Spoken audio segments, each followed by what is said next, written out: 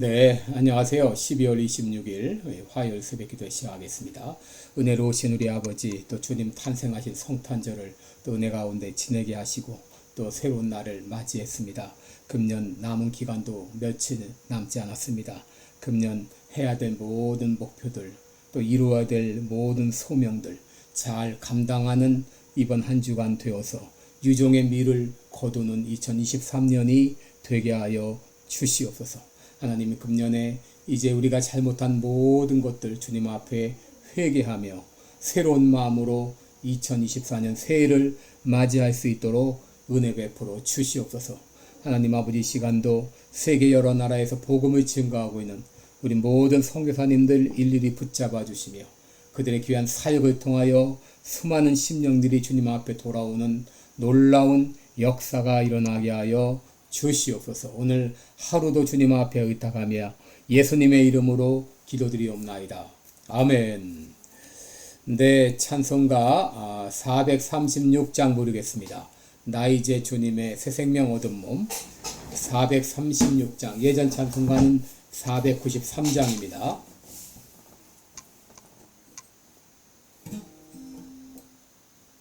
(436장입니다) 나 이제 주님의 새 생명 얻은 몸 옛것은 지나고 새 사람이로다. 그 생명 내 맘에 강같이 흐르고 그 사랑 내게서 해같이 빛난다. 영생을 누리며 주 안에 살리라. 오늘도 내일도 주 함께 살리라. 주 안에 감추인 새 생명 얻으니 이전에 좋던 것 이제는 값없다. 하늘의 은혜와 평화를 맛보니 찬송과 기도로 주 함께 살리라. 영생을 누리며 주 안에 살리라. 오늘도 내일도 주 함께 살리라.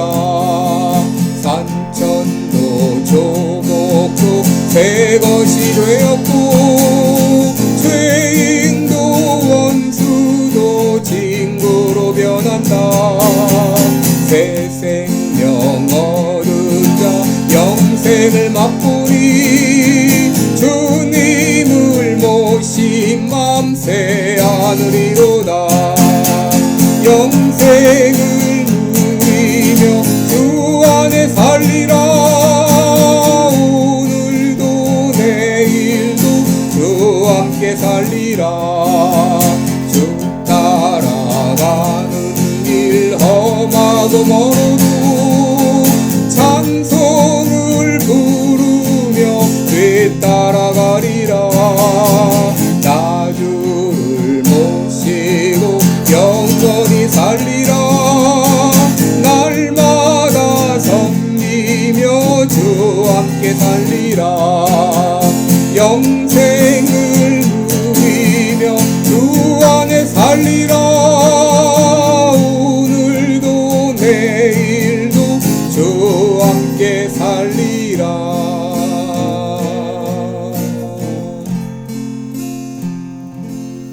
아멘. 네, 우리 오늘은 여호수아 5장입니다. 5장 1절로 9절까지 제가 봉독해 드립니다. 여호수아 5장 1절로 9절입니다. 요단 서편의 아모리 사람의 모든 왕과 해변의 가나안 사람의 모든 왕이 여호와께서 요단 물을 이스라엘 자손들 앞에서 말리시고 우리를 건네셨음을 듣고 마음이 녹았고 이스라엘 자손들의 연고로 정신을 잃었더라. 그때 여호와께서 여호수아에게 이르시되 너는 부싯돌로 칼을 만들어 이스라엘 자손들에게 다시 할례를 행하라 하시매 여호수아가 부싯돌로 칼을 만들어 할례산에서 이스라엘 자손들에게 할례를 행하니라. 여호수아가 할례를 시행한 까닭은 이것이니 애굽에서 나온 모든 백성 중 남자 곧 모든 군사는 애굽에서 나온 후 광야 노중에서 죽었는데 그 나온 백성은 다 할례를 받았으나 오직 애굽에서 나온 후 광야 노중에서 난 자는 할례를 받지 못하였습니다. 이스라엘 자손들이 여호와의 말씀을 청종치 아니하므로 여호와께서 그들에게 대하여 맹세하사 그들의 열조에게 맹세하여 우리에게 주마 하신 땅 곧 젖과 꿀이 흐르는 땅을 그들로 보지 못하게 하리라 하심에 애굽에서 나온 족속 곧 군사들이 다 멸절하기까지 40년 동안의 광야에 행하였더니 그들의 대를 잇게 하신 이 자손에게 여호수아가 할례를 행하였으니 길에서는 그들에게 할례를 행치 못하였으므로 할례 없는 자가 되었음이었더라.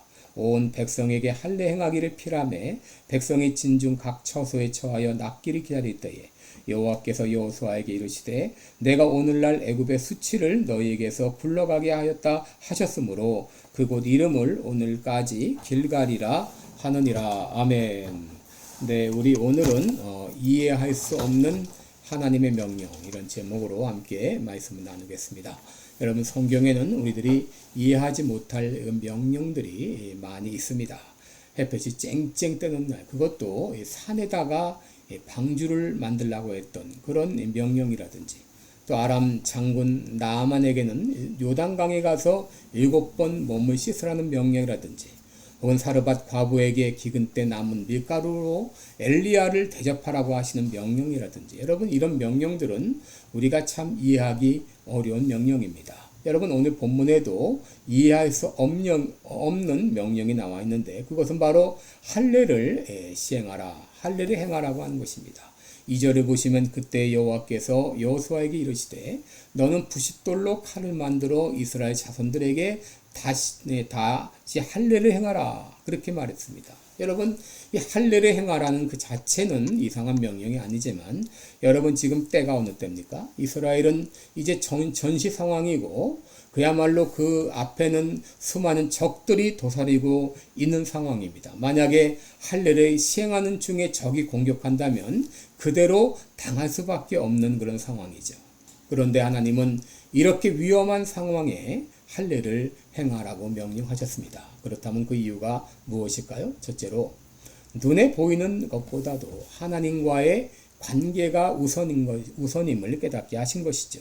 여러분 7절에 보시면 그들의 대를 잇게 하신 이 자손에게 여호수아가 할례를 행하였으니 길에서는 그들에게 할례를 행치 못하였으므로 할례 없는 자가 되었다라고 말하고 있죠. 여러분 이스라엘 백성들은 40년 동안 광야를 배회하느라고 광야에서 태어난 사람들은 미처 이 할례를 받지 못했습니다. 그런데 이제 가나안을 목전에 둔 그 상황에서 더 이상 그것을 미루지 말라는 하나님의 명령입니다. 여러분 우리가 예수님을 믿으면 반드시 달라져야 되는 것이 우선순위입니다. 먼저 해야 될 것과 나중 해야 될 것의 순위가 달라지고 중요하게 생각하는 것들의 순위가 달라지게 됩니다. 예수 믿기 전에는 명예와 돈과 권력과 향락을 쫓아 살았다고 하게 되면 예수님을 만난 다음엔 우선순위가 달라지게 되고 중요한 것들의 이 순위가 달라지게 됩니다. 예수님 말씀하시기를 너희가 나를 따라오려거든 자기를 부인하고 날마다 제 십자가를 지고 나를 좇으라 라고 말했는데 여러분 이 신앙생활은 자기를 부인하지 않으면 제대로 할 수가 없죠. 이 땅의 것에 매여 살면은 신앙생활을 제대로 할 수가 없습니다. 그러므로 신앙생활을 하게 되면 반드시 우선순위가 달라져야 됩니다. 여러분 지금 이스라엘 백성들은 가나안 정복을 목전에 두고 있는데 여러분 이 가나안 정복보다 더 중요한 것은 바로 뭐냐? 하나님과의 관계 정립입니다. 여러분 하나님이 없이 가나안만 정복하면 무슨 소용인가요? 어떤 사람은 돈 많이 벌고 명예를 얻었지만 하나님과의 관계를 저버렸습니다. 그렇다면 무슨 소용인가요? 마태복음 6장 33절에 너희는 먼저 그의 나라와 그의 의를 구하라. 그리하면 이 모든 것을 너희에게 더하시리라 라고 말합니다. 여러분 하나님께서는 가나안 정복보다 먼저 하나님과의 관계가 우선임을 깨닫게 하시고자 할례를 시행하게 하신 것입니다. 두 번째 이유는 하나님의 백성이라고 하는 정체성을 분명히 심어주기 위함입니다. 여러분, 하나님께서 아브라함에게 할례를 행하라고 하신 이유가 무엇이죠? 그것은 바로 이 아브라함이 하나님의 언약 백성인 것을 확인시켜 주기 위함입니다. 아브라함은 이미 할례를 받기 전에도 언약 백성이었습니다. 그럼에도 이 아브라함이 하나님을 믿지 못하고 여종 하갈과의 관계를 통하여 이스마엘을 생산할 정도로 믿음이 흔들렸습니다. 그러자 하나님은 아브라함에게 할례를 시행하라고 말씀하시는데, 여러분, 이 할례라고 하는 것은 언약의 표징입니다. 이 표징은 사인을 말하죠. 여러분, 사인은 계약 관계가 사실이라고 하는 확증이죠. 하나님께서는 아브라함과 그 후손에게 할례를 행하라고 말씀하시므로 할례 받은 백성은 바로 하나님의 이 언약 백성이라고 하는 표징을 그들에게 보여주신 것이지요. 오늘 본문에서 하나님께서 이스라엘 백성들에게 할례를 행하라고 하신 것, 바로 가나안 땅에 들어가기 전에 너희들은 하나님의 택하신 언약 백성이라고 하는 이 정체성을 분명히 확인하게 하시기 위해서 그들에게 할례를 시행하게 하신 것입니다. 셋째로, 왜 할례를 행하게 하셨는가? 여러분, 할례를 행한다고 하는 것은 옛것과의 단절을 의미합니다. 이 구절을 보시면 여호와께서 여호수아에게 이르시되 내가 오늘날 애굽의 수치를 너희에게서 굴러가게 하였다 하셨으므로 그곳 이름을 오늘까지 길갈이라 하느니라 그랬습니다. 여러분, 할례를 시행한 곳 이름을 길갈이라고 이름을 지었습니다. 그 뜻은 바로 애굽의 수치를 굴러가게 하셨다라는 말입니다.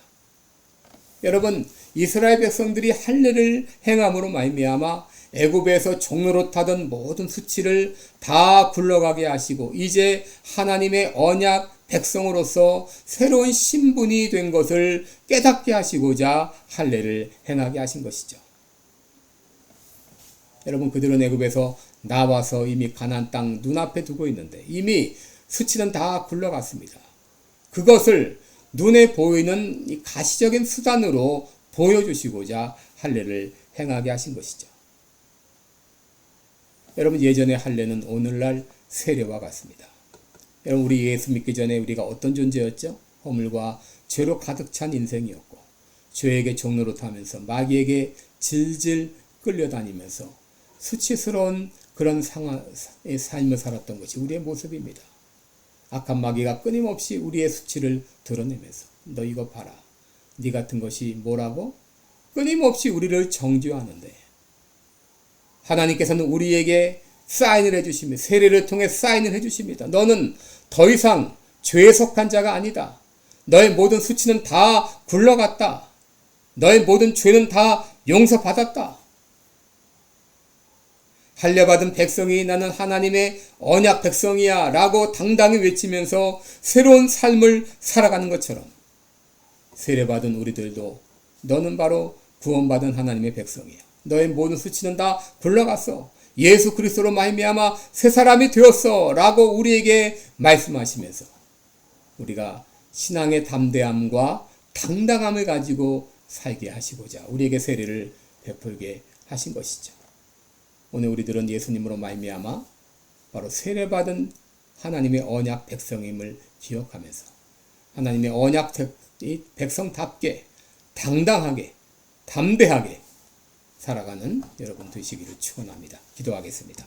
은혜로우신 우리 아버지, 예수님으로 말미암아 그동안 우리 과거의 모든 죄와 수치를 다 굴러가게 하신 거 감사를 드립니다. 이제 우리는 새 사람이 되었습니다. 더 이상 마귀가 우리를 정죄하지 못합니다. 아버지, 더 이상 수치는 예수님께서 다 가려주시고 씻어주셨음을 믿습니다. 하나님의 구원받은 언약 백성답게 담대하게 살아가는 우리 모두가 되게 하여 주옵소서. 예수님의 이름으로 기도드리옵나이다. 아멘. 네, 여러분 오늘도 복되고 은혜로운 하루 되시기를 축원합니다. 감사합니다.